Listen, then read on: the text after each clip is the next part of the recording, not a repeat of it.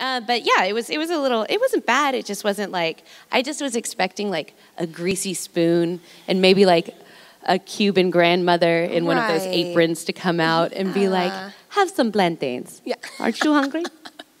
That was the worst Cuban accent ever. Because, you can work on that. Right. And that's unfortunate too, because Miami is kind of known for being a foodie town. Yeah, good coffee and good food. Oh, the coffee here! The oh coffee my is God, phenomenal. I so could use good. some of that coffee. What did the?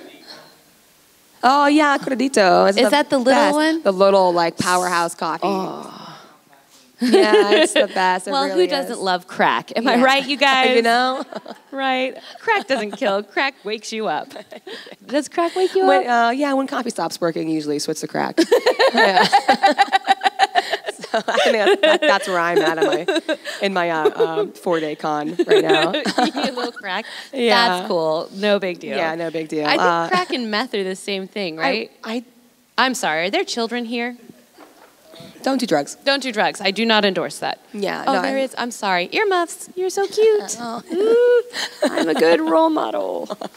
I think if you have to say I'm a good role model, you're probably not you're a like good role overcompensating model. a little bit, maybe. Like, listen. Yeah, no worries. I'm a good role. Oh, sorry. Don't do drugs. Stay in school. Listen to your parents. Yeah. There we go. Now that we got that covered because we're being filmed. Do you guys have any questions? I know you guys have questions. You're just like, it's cool. I don't want to be the first person. It's hard to be. I knew it. Woo! I believed in you the moment I saw you. Yes. Oh, you guys are so sweet. I love it. That's the best thing about conventions is like the camaraderie. Yeah, and everyone's so sweet to each other. Yeah, absolutely. I love these, by the way. Oh, thank you. Yes, ma'am. Hi. Hello. I have a question about Attack on Titan. Oh, sure. I'm in that. What was your most memorable moment while recording? My most memorable moment while recording Attack on Titan was... Okay, my most... has everyone seen the entire first season? Yes. Okay, if you haven't, earmuffs, because this is a spoiler. We're still waiting for second season. I know, right? Good news. Oh, before I answer your question, really good news. It was announced recently. I think I read that. Yesterday. Yesterday it was announced. I was laying in bed when I got done working the convention and was like, no. I thought it was like an Onion article. I was like, did they really announce it? So yeah. I've seen them online too, and I thought, oh, please it don't can't be one of those. Yeah. I've had too many like false alarms, and I thought it was another one. So I'm totally real. I'm still a little hesitant to believe it, but this looks legit. Is it it's legit? Too legit to quit. Hey. Yes. Anybody? Nobody? That's cool. It's too legit. Too legit to quit. Oh, we're old. Yeah, we are old. That's always a sad moment. It was announced yesterday. Season 2 will be officially released in Japan in spring of 2017. Officially. No joking. No onion. No lies. It's happening. Any idea how long before it comes here? Well, I do know that no, I don't. I don't know that. That's above my pay grade. I just come in and talk into a little microphone when they tell me to. But yeah, no, I'm really excited about it. My brother called me at like 6 a.m. his time and woke me up. And he's like, Trina, oh my God. Like he called me like 8 times. And I finally was like, something's wrong. And like I rolled over. I was like, what's wrong? And he's like, did you get it? Did you get it? Did you get it? And I was like, I don't know why you're yelling. It's so early. And he told me and I was like, oh my God, that's amazing. I'm going back to bed.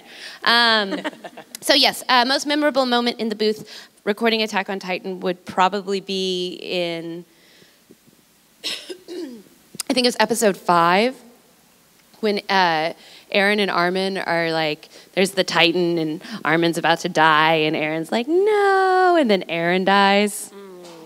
And so I'm like in the booth watching it and I'm like, oh, they're gonna, and like you think, I mean, Eren's the main character. He can't die. Like, there's no... Yeah, and it happens so early on in the series. You're like, oh, is this Game of Thrones? I know, right? I was 3 episodes later. I was watching it. I was like, and it happened, and I just, like, screamed at Mike. I was like, what is that? There's no job security in this. Like, I'm the only other lead. What is happening, Mike? And he's like, yeah, he's gone. I was like, is he really dead? Is he dead? He was like, yeah, he is. So, like, because Mike wants you to go on the journey with the character, so he didn't tell me that he comes back as a Titan. Like, I didn't even know about shifters. The only thing I knew about Attack on Titan was from my brother, because my brother was like, he's always been into anime, like, always. Oh, is he younger or older? He's older. He's older. Oh. Yeah, but since he's what my a older nerd. brother, oh, he's awesome. No, he's the shit. That's so cute. I love sorry. that. Earmuffs. So no, he's awesome. He used to be into anime all the time, and then he was like, "Oh, Trini, you got to check out anime. It's so good."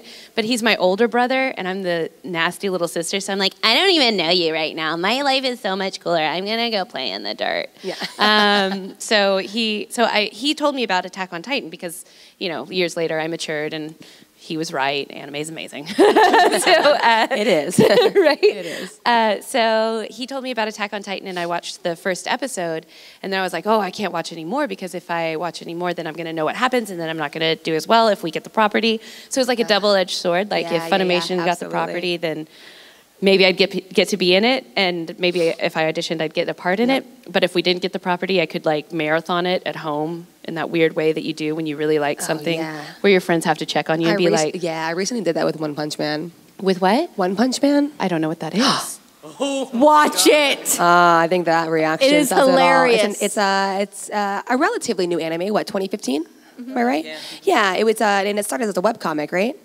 Yeah, and it is, the animation is awesome, and it is weirdly hilarious. Yeah, it's so good. It's like the new hot anime, and it is so funny. I'm into it. I don't think there's the next ultimate hype anime, kind of like it's so good, but it's so funny. Like, the humor is really good. I think you'd like it because it's not like it's not very obvious humor, but it's like you're like, what? It's really, really, really good. Big tip though, if you do end up watching that, don't watch it late at night, because your laughter will wake up everyone else in the house. I learned that myself. Yeah, that's awesome. Actually a very good tip, and it's good, and that's a good one to marathon. So. Yeah, no, I love marathoning. It's so good, so good, so cozy. Like, right. So that was my most memorable moment, is freaking out because I thought Aaron was dead. And thank you so much. Thank you. One Punch Man. done. Yeah. One Punch Man. Hello. Okay. Hello. Just trying to make sure, because the last time I was here, the microphone was like so loud. There you go. Yeah, no worries. Two questions about in regards to Mari and Mikasa from both Attack on Titans and Evangelion.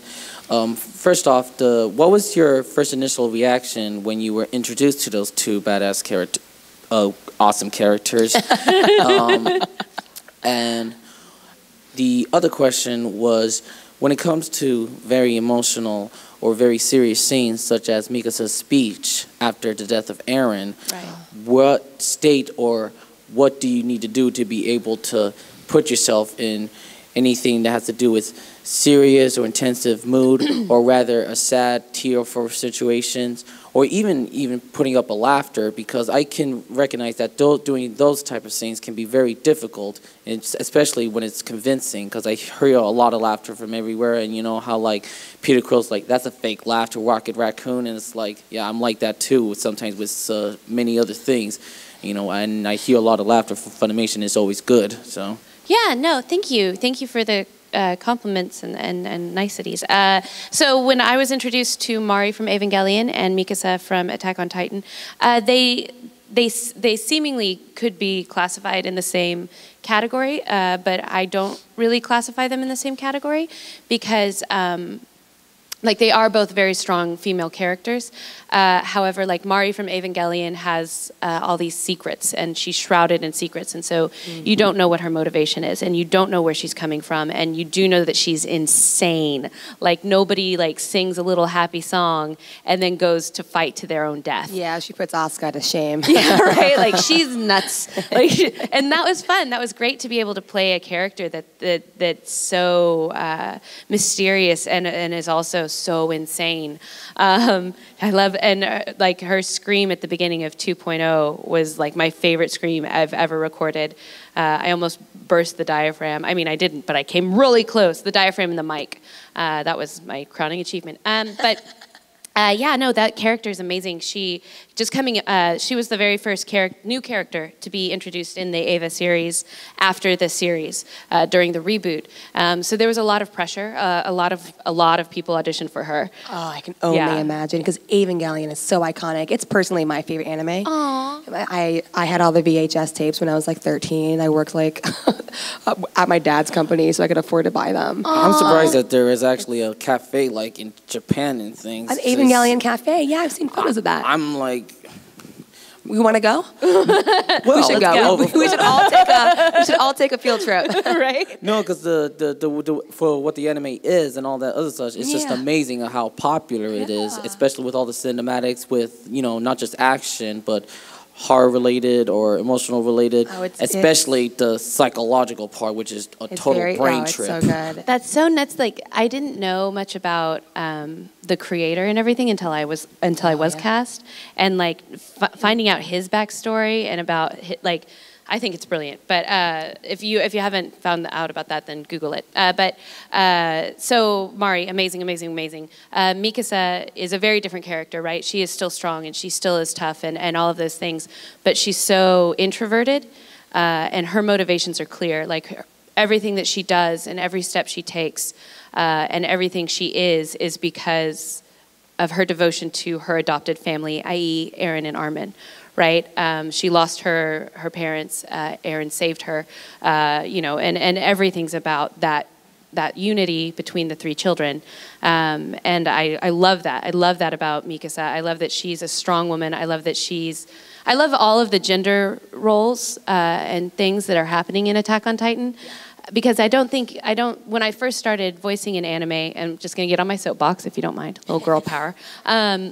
When I first started voicing in anime, a girl could be a good fighter, but she also had to be super well endowed and be hypersexualized and like have like her clothes burst off when she's punched or something, which is preposterous, or something like that. But now, and like similarly, and not just to say that only that gender stereotypes are only pushed upon women, because they're not. The men in anime, they're either a doofus and they're overweight, or they're like super cut and they're really tough and they have no feelings and whatever. And I think that those two things are shifting. I think that with Attack on Titan, you have Mikasa, who is the strongest fighter. It's like they say, like she's the best in her class. She isn't emotional. She isn't like a falling apart at every little thing, and in her speech, whenever she thinks that Eren has dead, she is upset and she is emotional, and that's as emotional as she gets throughout the entire first season, because she thinks part of that unity, part of her little family is gone. And she does make some silly choices, but they're all motivated by keeping Eren's wish of defending humanity alive. And I think that that's a really interesting shift. And on top of all of that, she's not hypersexualized. I know there are like a bunch of those ab things going around, like where it's like, oh, Mikasa's abs or whatever. But like, I would much rather it be like, oh, look at Mikasa's abs, because at least that's something that's like strength. Ain't nothing wrong with that. I mean, you got to imagine she jumps a lot, so figure. That's true. I'm just saying, like, I'm glad it's abs and not like, hey, check out Mikasa's rack, So I think that's a really interesting shift, that a female character can be strong and can be tough and can be everything else.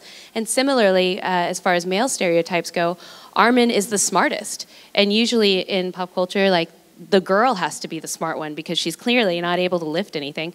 But Armin is physically the least capable and mentally the most capable. And similarly, he also is allowed to show emotion, which men in previous animes aren't allowed to do. Men aren't allowed to cry. That's ridiculous. I mean, he cries a lot, but he is allowed to cry and he's allowed to be physically weak. And I think that that's a really interesting shift that's happening. Does that answer all of your questions? I went on a tangent. The other part too, how were you able to get to the state of the like big speeches or other such, like any like methods or? Yeah.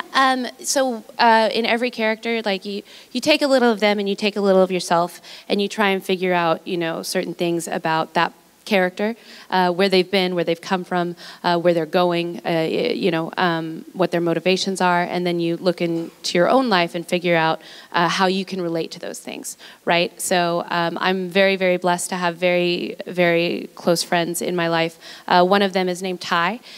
He and I have been BFFs since we were, 14. And so in having such a strong relationship, such a strong platonic relationship with a male, I used that relationship to associate Mikasa and Aaron with me and Ty. And so, which he knew about, like, in advance.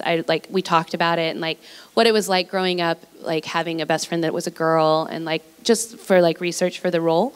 And then when that scene happened, it was really devastating. I mean, it was like getting in the booth and you're in this little room that's all dark and you have all these images, and then you're portraying this horrific, sad moment in this girl's life where, one of the two people in her life that she's most devoted to, that motivates everything, is gone.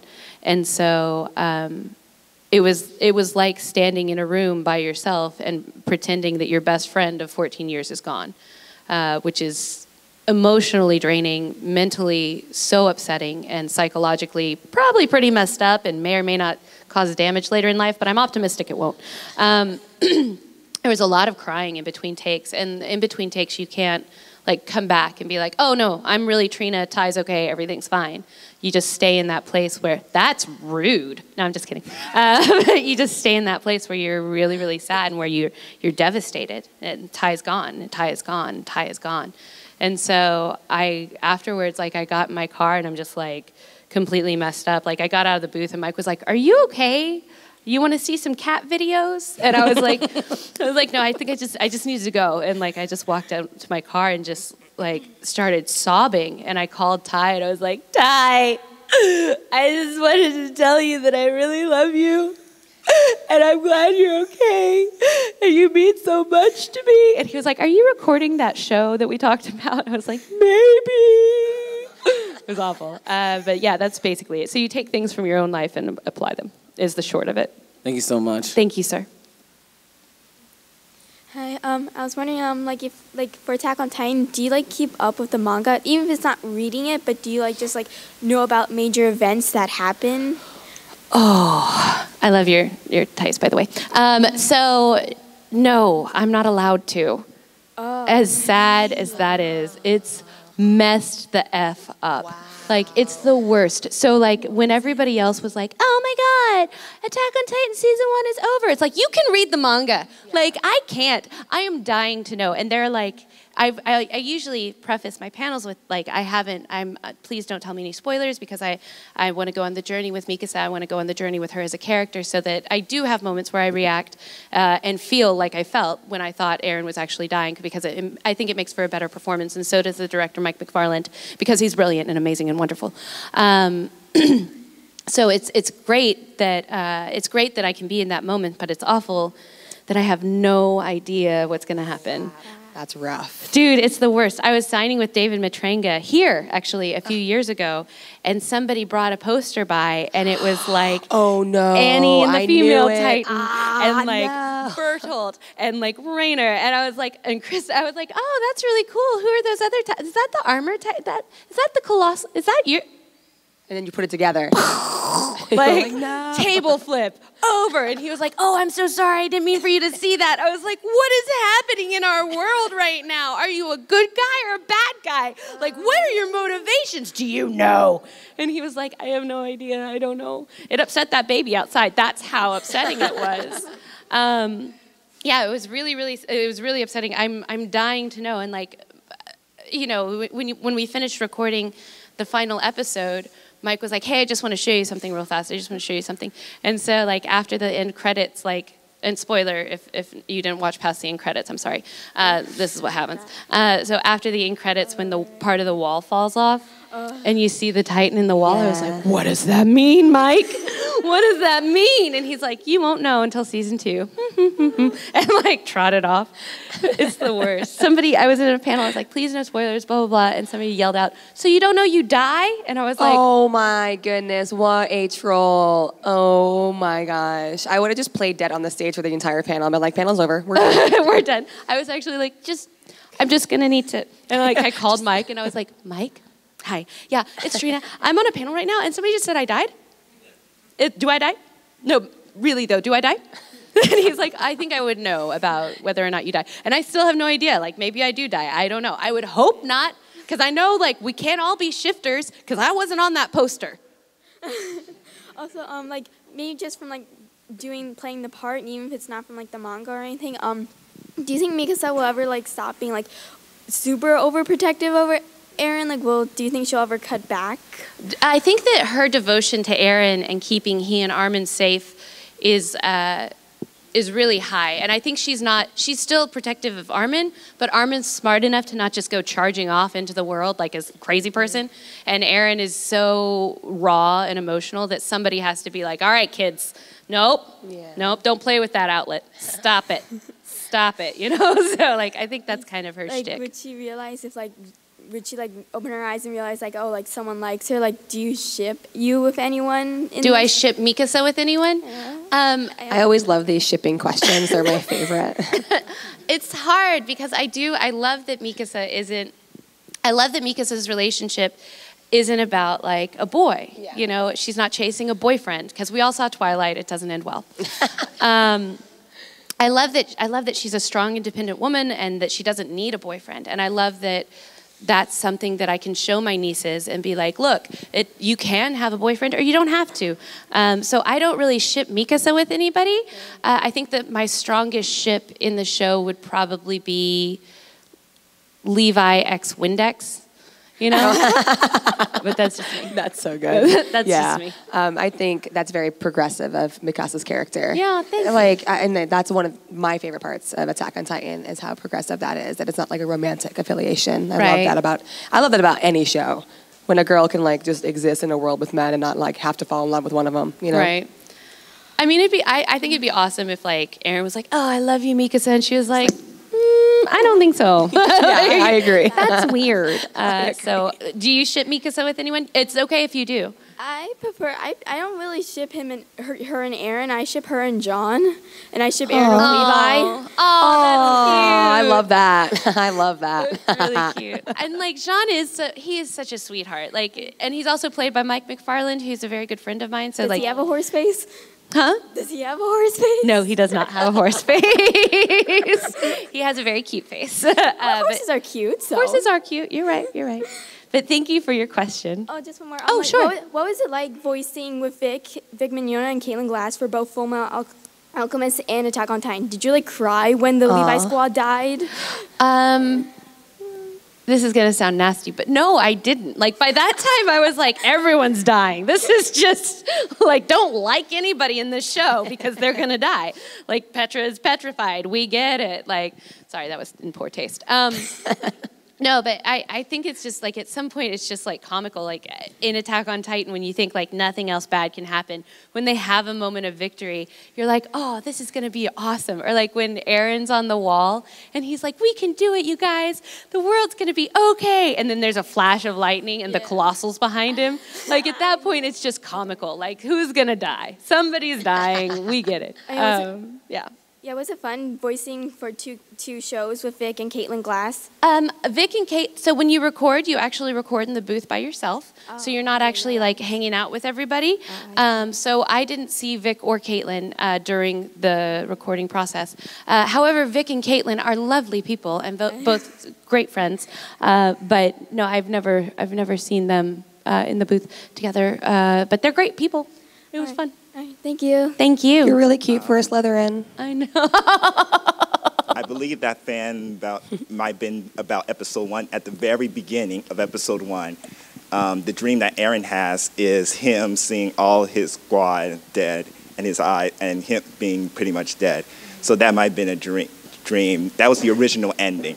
My question is, though, have you seen the live-action movie of that's a great question. Attack on Titan, and what you think about Were you allowed? character? I was allowed to see the Attack on Titan live action because it was a reimagining of the world and the reimagining of the characters. So I was able to see it. I think that it's interesting how inspired people get by this show. I think that I can't remember the term that like the film term that live action movie falls into, but it's like a monster movie, like Godzilla or something like that, which is very popular in the in Japanese film. So when I saw the live action movies, they were an interesting adaptation. They were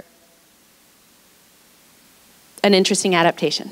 Also, did your theater had technical difficulties with the "I've been waiting for this day" that's been going around in Funimation, where some of the theaters had problem with the subtitles?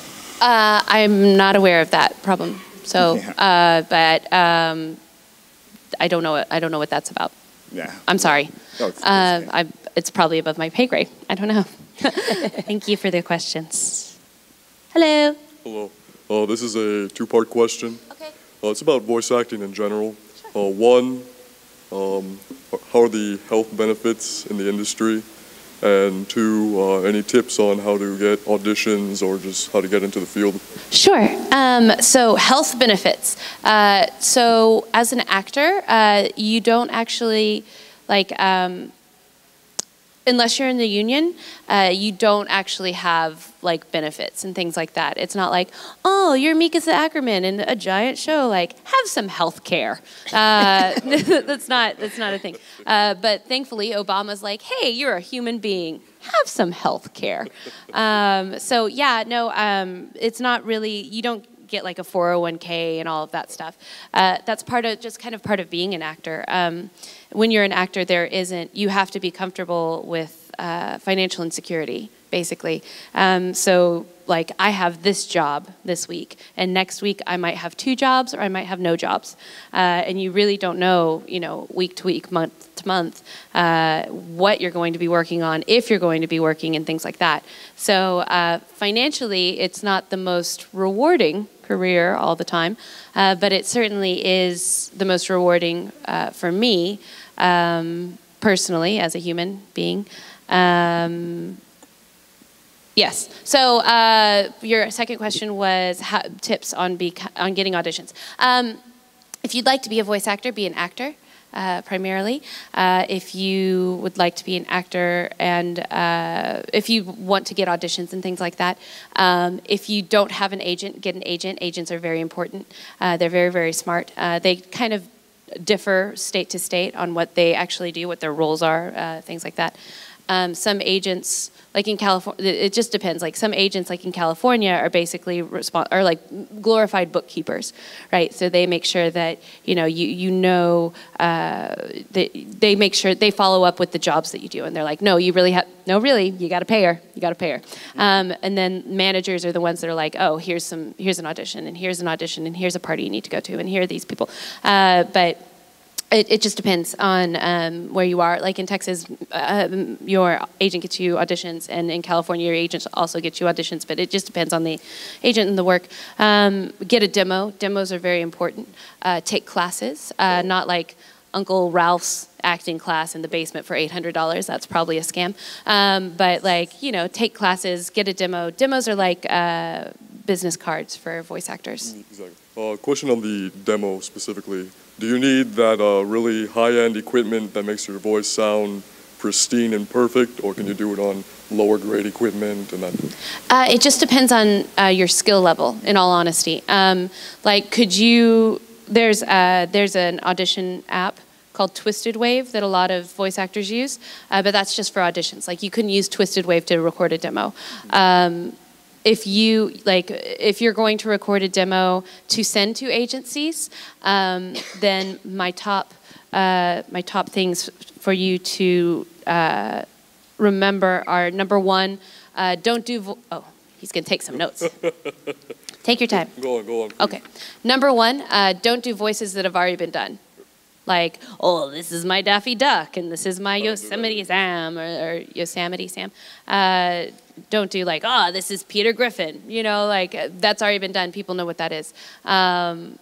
If you're trying to do, there are 2 different kinds of demos. There's a commercial demo, and then there's another kind of demo. So if you're doing a commercial demo, you want to get commercial work, that's probably if I was going to do a demo, like, and I didn't have any experience, then I would probably go with commercial first, just because if you're going in and you're like, this is my cartoony voice, oh, I'm so French, like, that's not, nobody's gonna be really interested in that. But if you're like, this is my announcer voice, this is me, this is, you know, like 4 or 5, and I would recommend, one, having somebody that's experienced in voice acting and demos direct you, and 2, actually running studio time, because it's, if you get an agent out of it, that $100, $200 for that hour of studio time will totally be worth it. And on top of that, you won't have to learn Pro Tools, buy the mic, buy all the other things. Like if you just rent a studio for an hour, that's like $100 or $200, and then hire somebody that's accredited to help direct you in it, then I think that that's probably money well spent. Sure. And one more time, the name of the app? Oh, Twisted Wave. Twisted Wave, okay, thank you. I don't recommend it unless you're just auditioning and you're already established. Like, let's say you see an audition online and you're like, hey, I want to audition for this, right? Recording it on Twisted Wave, if people don't already know your voice, isn't a good idea, because it's not high enough quality that people can understand. I've been working in the industry for, like I said, 12 years, so people, like, if it's a little scratchy or if I'm a little spittly or if there are other issues, then they know that it's just the equipment and it's not me. So I wouldn't recommend just getting that app. All right, thank you very much. Thank you. Hello. Hello. I'm just, what has been the most challenging character or role that you've had to play? The most challenging character role that I've had to play would probably be Mikasa. She was the most challenging just because I knew that there were so many fans out there that already really loved the series, or Mari, similarly, because everyone loved Evangelion and I didn't want to let anyone down. And as an actor, like, you're constantly looking for affirmation. So anything that's a property where people are going to, you know, send you hate mail is always really terrifying. I got a lot of hate mail, like, initially. Like, I can't believe they cast you as this. It's like, you haven't even seen it. It's not even out. Like, give a bitch a minute. I'm sorry. He didn't even hear. He's like all up in his own world. We gotta get you on some late night panels. Oh my goodness. Sorry, guys. But yeah, no, it's, anything where people have super high expectations already is something that's always really challenging for me to get past in order to just remember to do my best and just do my job. Thank you. Thank you. Awesome. Hello. Hello. How you doing? Good. How are you? Awesome. Thank you. Dope. Fun question. What were some of your favorite characters from Full Metal Alchemist Brotherhood? Some of my favorite characters from Full Metal Alchemist Brotherhood. I really loved Ling. Todd Haberkorn played Ling, and he was funny. Did you see Full Metal Alchemist Brotherhood? Yeah, of course. You're like, Best anime ever. Yeah. Come on. Just my opinion. Yeah, I'm sorry. That was just my opinion. Yeah, no, Ling was funny. I think it's also funny because my character has been in love with one of Todd's characters in several shows.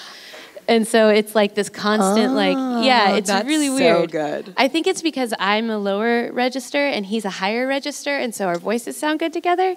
But it's also super strange because in no world would I ever make out with Todd Haberkorn. Like, there's no... Sorry, Todd. I love Todd. Like, and he knows I love him, and like, he's a great guy. He's a great man, but like, it's not my jam, and I'm pretty sure I'm not his jam either. So like, when I'm playing off of him, like, and he's like, oh, I won't leave you. I'm like, you would. Shut up, Todd. You would leave me the F behind. You'd be like, deuce. Like, I'll call you an Uber, all right? Like, no, like, it's not happening. Yeah, probably Ling.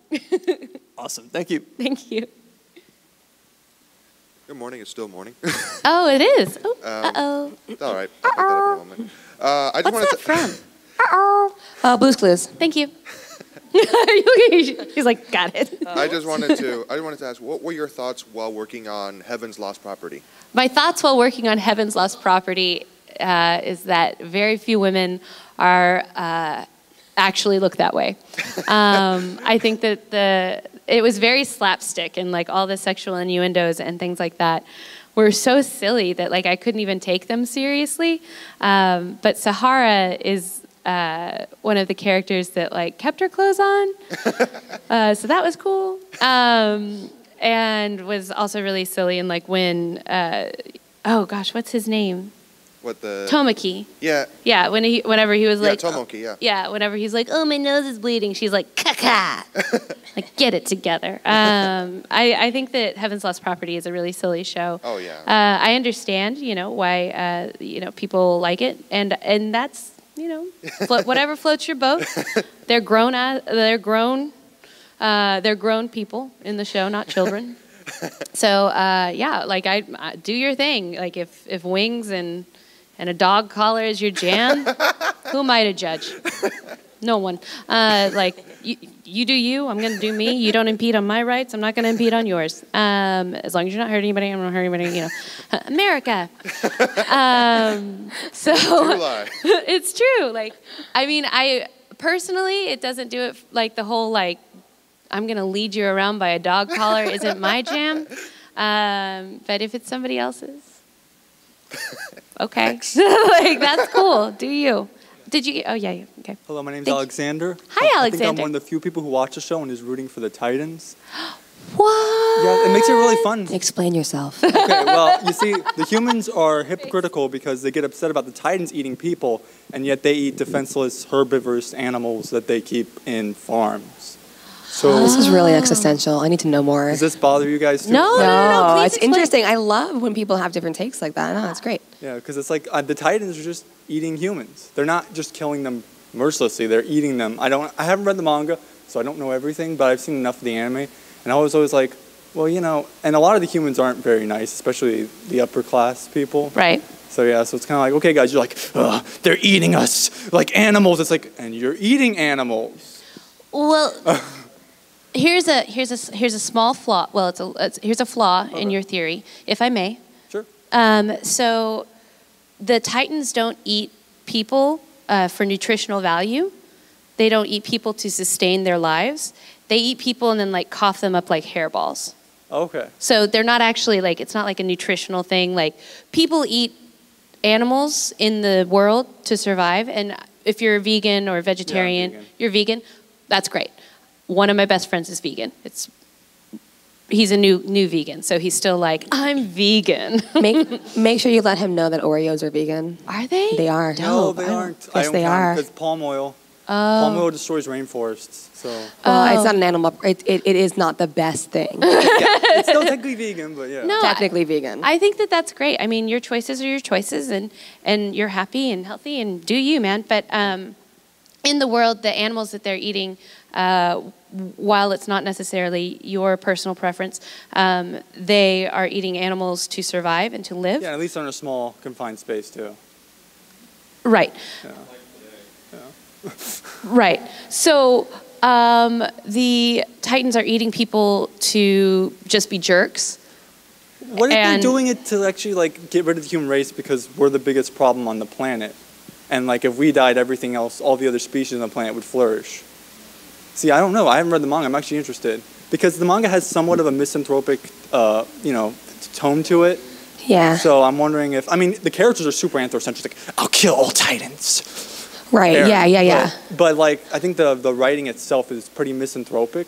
Which is in like against the humanity. manga, yeah. So I'm wondering if that's where it's going, but I'm not sure yet. But I'll check out the manga. I feel like I'm on like Reddit right now with like conspiracy theories about anime. Not that I ever do that. But, like honestly, that's never happened in my life. But a lot of anime does that. The whole, we're human beings. It's like, well, yeah. what about living beings? But hopefully they'll change. I don't know. We'll see. I think it's an excellent point. I think that's really smart, and I've never heard that point of view before. So good on you, man. Yeah, and I like your views on the world. Yeah, you seem like a really good person. Oh, your cosplay is amazing. Cute. What was your favorite part about working on Steins Gate? My favorite part about working on Steins Gate was having to read Stephen Hawking's book. Now, that was not my favorite part. But Steins Gate was amazing. Who's seen Steins Gate by show of hands? If you haven't seen it, please watch it. It is so good. Not just because I'm in it, but it's just so smart. J. Michael Tate and Patrick both wrote on it, and it's amazing. It was really confusing. It was really, really hard to play Mikasa Kirisu just because of the timeline. So it's about time travel and things like that, and the butterfly effect and all these other issues. And so it was hard to remember where we were on what timeline we were on. Because let's say we were on timeline A, and that's the norm, right? That's the what is that called? Not the static, the control. So that's the control is timeline A, and then we're on timeline B where, you know, somebody went back in time to this, or this event happened, and so this event is going to happen now, but this event happened. So it was, that part was confusing. In the beginning, Colleen Klinkenbeard, who's an amazing director and a very dear friend, drew like the timelines on this giant window, and we were trying to follow him, and we ended up just giving up because it was just too confusing.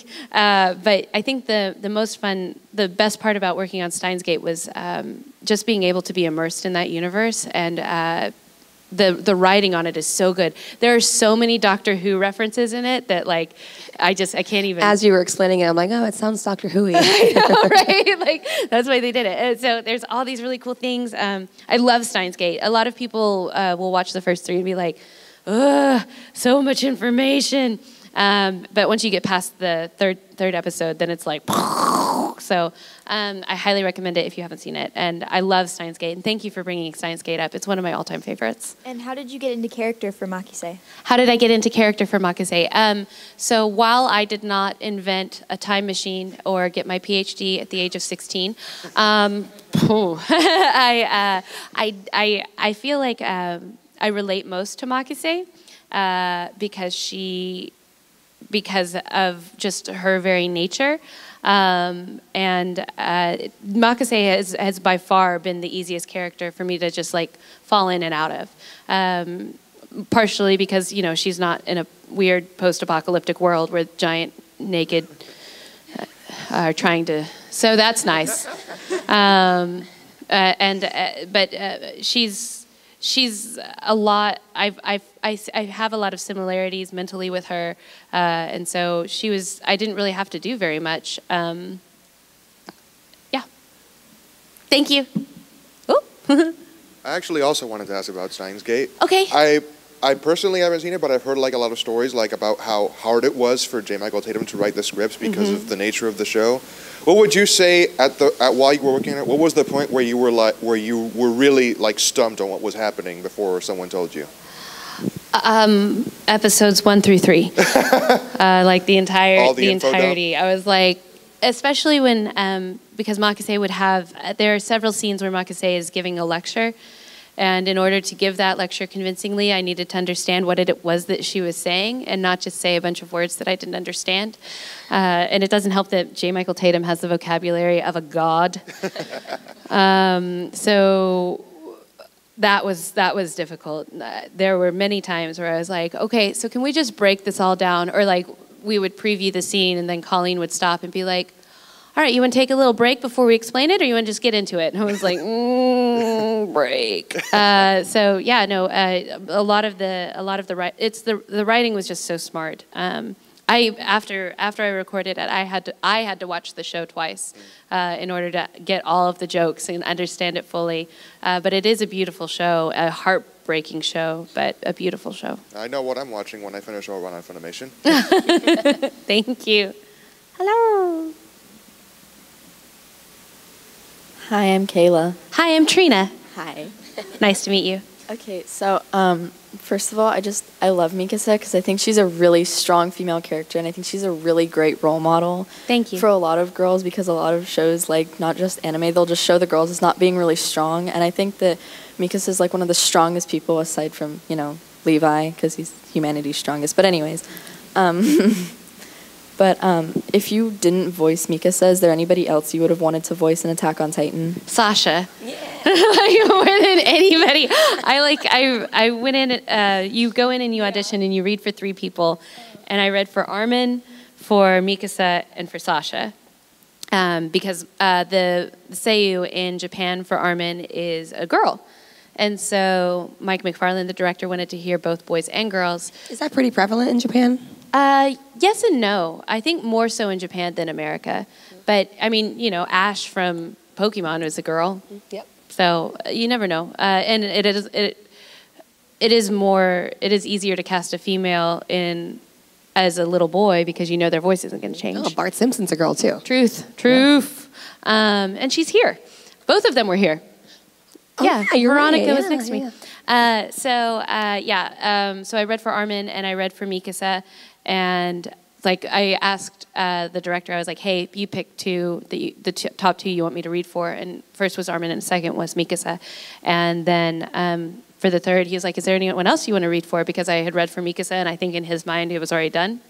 I was like, "I want to read for the potato one. I want to read for the potato one." Because I love potatoes. I mean, who doesn't? Communists, terrorists. Yeah. I love potatoes.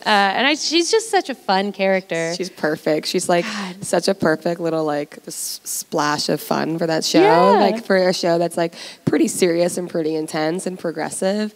We just throw Sasha in and it's like, oh, okay. Everything's not so bad. Right? Like, I'm terrified because I love her so much that she's going to die. I know, right? That's like my biggest fear with that show. If she dies, like, everything's just going to be so sad. It's too dark. All the time. Yeah. It's too dark. Too dark. It's too much. Thank you. Thank you. Since Mikasa was brought up, Actually, I've seen some interesting opinions about her. Some people don't think she's that strong. Their opinion is that since she's so obsessive over Eren and his safety, and not over herself at all, that she's not very strong. But it's a really interesting study in the show itself because she has Eastern values and the rest of the environment around her is Western. So it's a deliberate contrast in universe. That she feels she owes Eren her life, her everything, her existence, and she shouldn't really think about herself. And that's why she acts the way she does over him, always obsessing over his safety and getting him really mad over it. And he's kind of ungrateful that he doesn't realize just how much he means to her. What are your thoughts on that? You just broke my heart a little bit. I'm like, what do you mean it's not obsessive? Oh my God, it's obsessive. Like, no, he doesn't appreciate her at all. Like all of these things, like you just said, I'm sorry. No. It's always interesting to hear other people's points of view, for sure. I'm just gonna need a minute on that one. It's a good observation about the Eastern values, though. Yeah, for sure. Thank you for that. I'm gonna answer another question. I'm gonna come right back to that. I'm gonna come right back to it. Hello. I watched Orange High School. Yes. Yeah, and you you were Haruhi? Yeah? No. No. In Oran High School Host Club, I was girl B with purple bows. What? That is to say, I had 4 lines in the series, most of which were like, the twins are here, like that. Oh, yeah. So I was the twins, like the redheaded twins, not to be confused with the Harry Potter twins. The twins, they had twin girlfriends with purple bows. So there was girl A purple bows and girl B purple bows. I was girl B purple bows. And of Attack on Titan, what's your favorite character? Like my favorite character in Attack on Titan, Derpy Titan. Oh. No, that's not true. Derpy Titan. Derpy Titan. He like comes running around the corner and he's like, and he steps on someone. He's just trying his best, He's just doing his best.